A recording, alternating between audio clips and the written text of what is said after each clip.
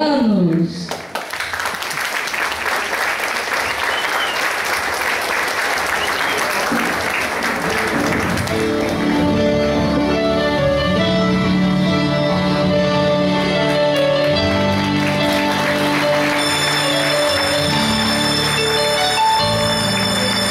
Hoje eu parei pra escrever alguma coisa assim sobre você.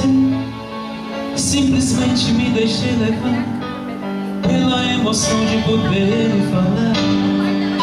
No dia em que você nasceu, vinda do amor de sua mãe e eu, um lindo presente que o Senhor nos deu, a realidade de um sonho meu.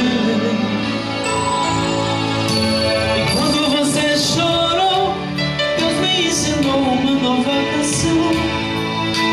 Os olhos de um anjo pequeno iam se fazendo minha religião.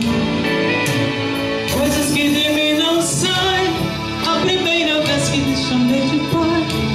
Vou te confessar agora, minha filha, com você eu aprendi que um homem tem que ter família. 15 anos faz agora, é de alegria que meus olhos choram. Meu pequeno anjo que agora fascina, para mim vai ser sempre minha menina. Filha, onde você vai, pode não sobrar um lugar pro seu pai, mas tenha certeza que eu vou sempre estar perto de você, onde quer que vá.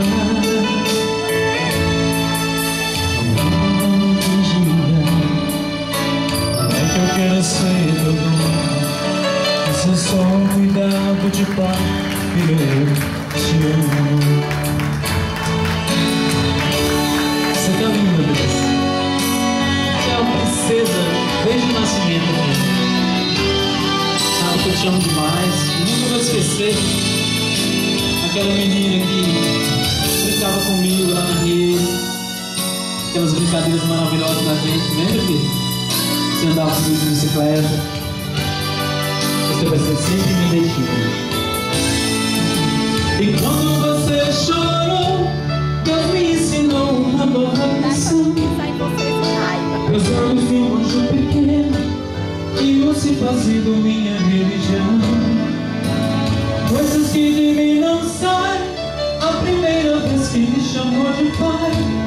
Vou te confessar agora, minha filha, com você eu aprendi que um homem tem que ter família.